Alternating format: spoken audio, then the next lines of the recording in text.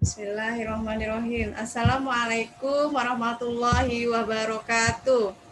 Waalaikumsalam warahmatullahi wabarakatuh. Alhamdulillah Bapak Ibu sudah bergabung semua pada kegiatan kita hari ini adalah sinkronus, dan saya harap Bapak Ibu semua dalam keadaan tetap sehat dan semangat. Untuk memulai kegiatan kita hari ini agar lebih barokah, saya minta untuk mengawalinya doa terlebih dahulu deh.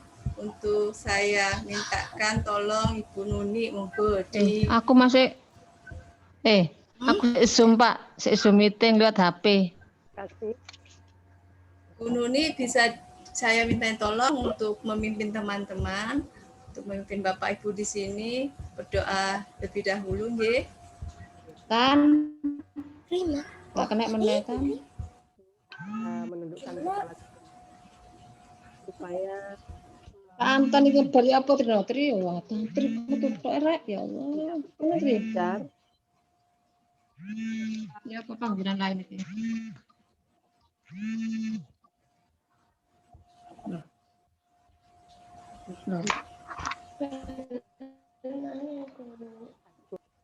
Nanti suaranya nanti meneh. Coba ngecek pertama tuh kan iku nak kene.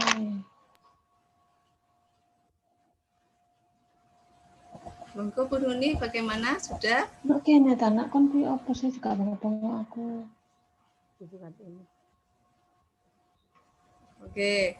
Memang tidak mudah nggih Bapak Ibu untuk kita bisa berkumpul dalam kegiatan seperti ini secara daring. Begitulah mungkin yang dihadapi anak-anak kita nggih. Banyak sekali kendala-kendala yang harus kita atasi sesaat. Baik, saya titipin dari sini nggih untuk bersama-sama agar lebih barokah kita mulai kegiatan pagi hari ini untuk lebih biar Allah meridhoi dan berkahi. Kita mulai dengan basmalah, bismillahirrahmanirrahim, dan pembaca doa menurut kepercayaan masing-masing. Berdoa dimulai.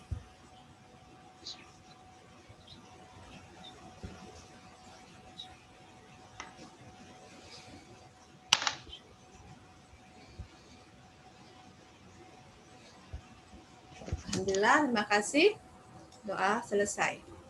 Bapak Ibu hadirin semua di sini, saya sebelum mempresentasikan materi kita hari ini adalah pembelajaran yang memerdekakan, saya ingin merefleksikan dulu. Tadi saya sudah bergerak. Nah, saya ingin Bapak Ibu juga bergerak. Tapi tenang, geraknya ini nggak harus berdiri. Karena Bapak Ibu pasti sekarang sudah dalam posisi nyaman ya. Sudah PW nih. Jadi saya mengajak bergeraknya, ice breaking-nya itu lewat jari jemari saja, bukan dengan seluruh anggota tubuh. Baik Bapak Ibu, sekarang siapkan tangannya ke atas. Oke. Jadi kalau secara daring biasanya kita tepuk tangannya gini ya. Kalau gini itu kan nggak kelihatan, apalagi kalau di bawah. Tapi kalau daring tepuk tangannya gini, muter. Ayo, monggo Bapak Ibu kita mulai ya. 1, 2, 3. Nah, jadi kelihatan kan bahwa lagi tepuk tangan. Oke. Terus yang kedua, oke Bapak Ibu, terima kasih. Jadi kalau misalnya kita mau tepuk tangannya gini ya. Nggak usah gini, nggak selalu terus gini, nggak kelihatan. Terus yang kedua, seimbangkan gerakan tangan kanan dan kiri. Bisa diangkat. Tangan yang kiri itu di depan, tangan yang kanan di atas kepala. Oke, bisa kelihatan saya? Nah, tangan yang kiri itu digenggam. Digenggam. Ini harus seimbangkan. Yang tangan atas gini, yang tangan kiri gini. Kita mulai guys, misalnya contoh gini. Itu ya. Nah, ya, itu harus tangannya Bu, tangan kirinya nggak kelihatan. Tangan kirinya seperti ini. Maju mundur. Oke. Tangan yang kanan atas bawah. Nah, ya kayak Bu Nuni gitu. Oke, kita mulai, ge. Tangan kiri maju mundur, tangan atas yang kanan atas bawah, ke atas kepala. Itu harus sama, maksudnya sama itu berbarengan. Kita mulai nggih, 1, 2, 3. Nggak boleh salah loh, Pak Rois tidak kelihatan tangan kirinya, coba. Ya. Oh ya, tangan kirinya maju mundur bukan naik turun ya Pak ya. Terus pindah, ganti. Yang kanan gini mengepal, maju mundur, yang kiri naik atas. Naik turun. Oke, terima kasih untuk Bapak Ibu.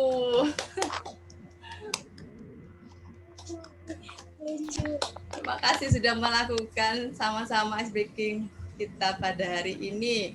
Jadi dari ice breaking ini refleksinya bahwa pikiran dan hati itu harus sama. Begitu juga tangan kita yang kiri kanan itu beda kan melakukannya, itu juga harus seimbang. Seperti itu refleksinya. Oke. Terima kasih Bapak Ibu semua. Jadi diingat ya, kalau nanti tepuk tangan besok-besok tepuk tangannya melingkar saja. Baik, untuk hari ini saya akan presentasi tentang pendidikan yang memerdekakan. Apa sudah terlihat PowerPoint saya Bapak Ibu? Masih proses. Sudah Bu, sudah terlihat. Sudah. Alhamdulillah. Hari ini sinkronus kita adalah tentang pendidikan yang memerdekakan. Nanti di awal ini saya akan memberikan sedikit tentang filosofi pendidikan Ki Hajar Dewantara dan bagaimana memahami konsep merdeka belajar. Dan selanjutnya nanti saya arahkan Bapak Ibu untuk lanjut asinkronusnya di LMS. Untuk filosofi Ki Hajar Dewantara di sini saya tampilkan bahwa pendidikan merdeka itu berdaya upaya dengan sengaja untuk memajukan hidup, tumbuhnya budi pekerti, di mana itu rasa, pikiran, dan roh, dan badan anak dengan jalan pengajaran, teladan, serta pembiasaan. Jangan disertai dengan paksaan. Itu dari filosofi Ki Hajar Dewantara. Dan di Ki Hajar Dewantara juga menjelaskan tujuan pendidikan anak itu yaitu menuntun segala kodrat yang ada pada anak-anak di mana mereka untuk mencapai keselamatan dan kebahagiaan yang setinggi-tingginya, baik sebagai manusia maupun sebagai anggota masyarakat. Nah, Ki Hajar Dewantara pernah mengatakan seorang petani yang menanam padi misalnya, dia hanya bisa menuntun tumbuhnya padi. Jadi nggak bisa tuh kalau misalnya nanam padi tahu-tahu tumbuhnya jagung. Meskipun ia dapat memperbaiki pertumbuhan tanaman itu, ia tak dapat mengganti kodrat iradatnya.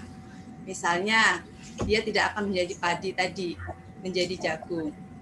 Lalu selain itu dia tidak dapat memelihara tanaman padi tersebut seperti halnya memelihara tanaman kedelai ataupun tanaman lainnya.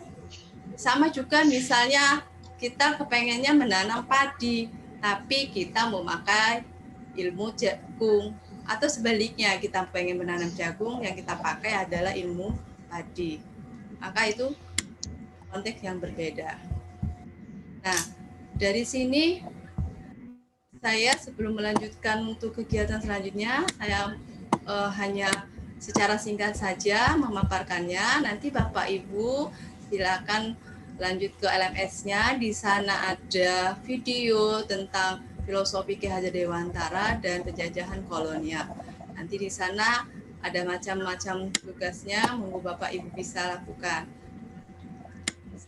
Untuk alur agenda kita pada hari ini adalah kita akan presentasi lewat kelompok.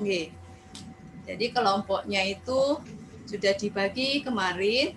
Di sini saya menyiapkan 2 link, yaitu untuk kelompok 1 dan kelompok 2. Di mana link ini merupakan breakout room kecilnya untuk Bapak Ibu.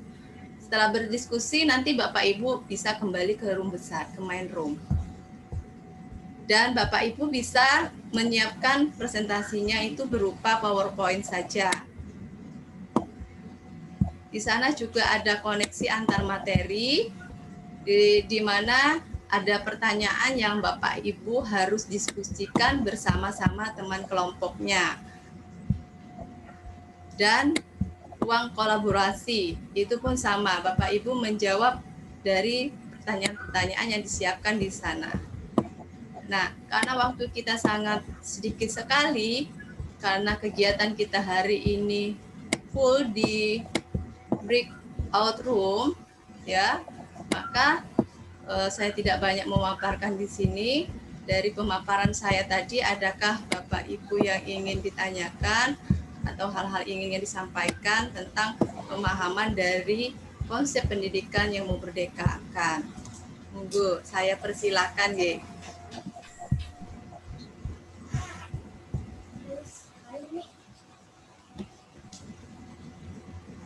Adakah Bapak Ibu yang ingin bertanya di sini atau memberikan pendapat? Saya bertanya, Bu. Oh, monggo Bu Nuni, silakan. Yang ingin saya tanyakan, karena pembahasannya tentang Ki Dewantara, apa relevansi terhadap pemikiran Ki Dewantara bahwa pendidikan berhamba pada anak? Mohon maaf Bu Nuni, bisa diulangi soalnya ini di tempat saya lagi hujan jadi tidak terdengar jelas. Bisa diulangi lagi Bu Nuni? Ini saya stop screen dulu nggih. Apa relevansi terhadap pemikiran Ki Dewantara bahwa pendidikan berhamba pada anak? Itu pertanyaan saya, Bu. Oh, nggih, terima kasih Bu Nuni. Pertanyaan yang bagus sekali. Bapak Ibu ada yang ingin menanggapi? Pak Rois ini. Monggo, Bapak bisa memberikan jawaban sedikit. Saya kalau melihat Pak Rois ini seperti Jokowi kedua ini.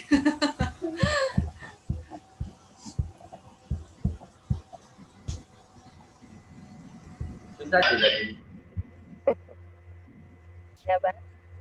Apa relevansi terhadap pemikiran Ki Dewantara bahwa pendidikan berhamba pada anak? Mungkin Bu Rima bisa mengulangi karena apa?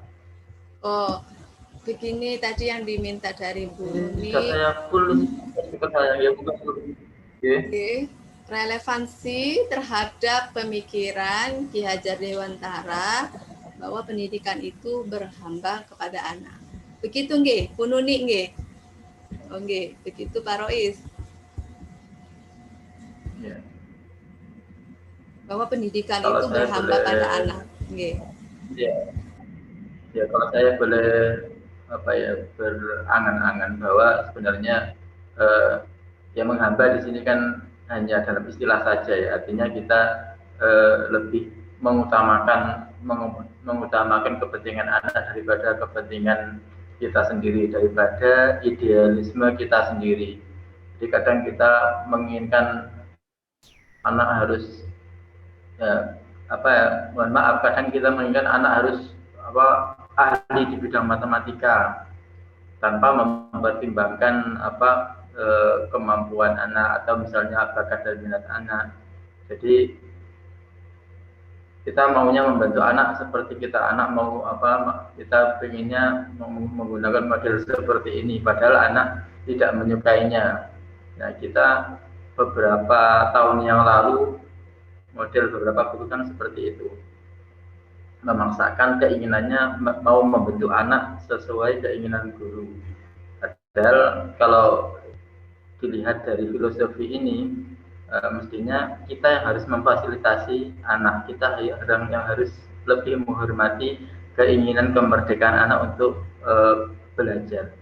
Itu sedikit yang bisa saya sampaikan, Bu.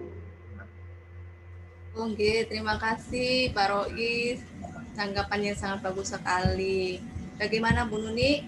Atau yang lain ada yang ingin menambahkan atau menguatkan dari yang diberikan tadi sama Pak Rois pemaparannya.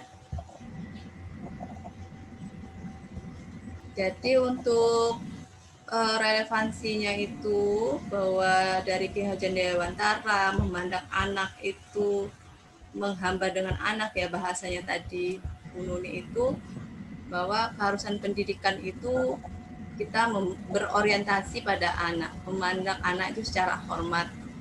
Jadi kita mau optimalkan bakat mereka sehingga ya harapan mereka itu bisa tumbuh sesuai dengan apa yang mereka punya, sesuai dengan karakteristik mereka. Seperti itu, bukan maksudnya menghamba yang seperti menghamba Tuhan, tidak bahasanya, nggih. Seperti itu ya Bu Nuni ya, yang bisa saya berikan penjelasannya, nggih. Bagaimana Bu Nuni, bisa diterima? Alhamdulillah. Terima kasih Bu Nuni. Ada lagi yang ingin ditanyakan atau menanggapin atau memberikan sedikit pemahaman? Bu Kartini atau Bu Faiz? Saya Bu. Oke, monggo. Terkait filosofi Ki Hajar Dewantara, bagaimana bisa kita terapkan dalam proses pembelajaran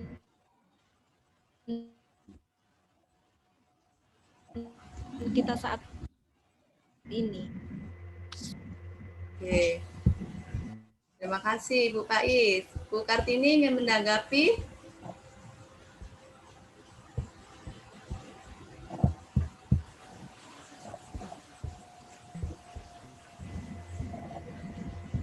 Kartini? Oh, nggih. Baik, mungkin sinyalnya kurang ini ya. Saya ya dari sini ya. Tadi suara Bu Kartini tidak terdengar jelas karena mulai hujan. Ya, Bu Kartini? Halo. Ya, monggo Bu. Dengar Bu Kartini. Ini Bu dengar. Dengar. Pertanyaan tadi apa aku nggak bisa dengar, saya pakai HP apa ini? Oke, monggo Bu Faiz bisa diulangi.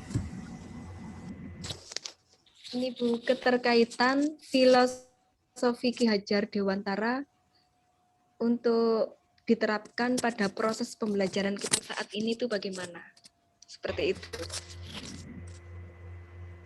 Untuk proses pembelajaran pada saat ini ya Bu ya. Kalau menurut saya sih itu hanya menurut saya ya. Untuk proses belajar dari Dewantara kalau pada saat ini yaitu ada pepatah Engar Sosung Tulodo Tuturi Handayani, apa itu lagi? Engar Sosung Tulodo Madio Mangkarso. Madio. Engar Sosung Tulodo Tuturi Handayani. Yang ada bangun karso ya Pak saat ini. Hanya itu saja dari saya. Oke. Terus Bu Kartini. Ya, jadi mungkin relevansinya itu yang bisa kita kaitkan dan kita terapkan di sekolah kita ya bisa seperti apa yang dikatakan Bu Kartini.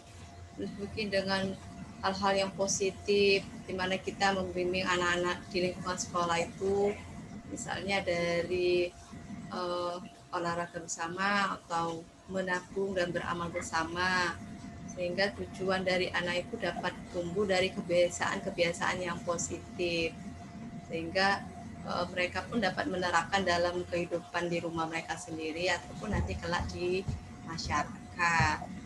Seperti itu dari saya. Bagaimana Bu Isti? Apakah bisa diterima nggih? Oke Bu, terima kasih Bu Kartini sama Bu Rima. Sama-sama. Sangat puas dengan jawaban panjenengan. Alhamdulillah, terima kasih Bu Isti. Baik Bapak Ibu, karena kita harus ke breakout room ya, jadi di sini nanti tetap kita bertemu, tapi saya sebelumnya itu tutup dulu nggih. Nanti kita akan kembali lagi di room besar ini. Bapak Ibu silakan kembali di grupnya masing-masing, di kelompok masing-masing. Dan tadi dimulai dengan doa. Saya pun tetap meminta Bapak Ibu di sini yang bersedia untuk menutup dengan doa. Monggo Bu Kartini yang sudah siap mikrofonnya. Ya, Bapak Ibu semua, maka pada hari ini sudah banyak hal yang saya terima kita semua. Dan marilah kita akhiri bersama-sama dengan bacaan hamdalah. Alhamdulillahirobbilalamin. Oke, terima kasih Bapak Ibu semua. Sampai bertemu di room kecilnya Nge. Saya akhiri dengan billahi taufiq wal hidayah. Wassalamualaikum warahmatullahi wabarakatuh. Waalaikumsalam warahmatullahi wabarakatuh.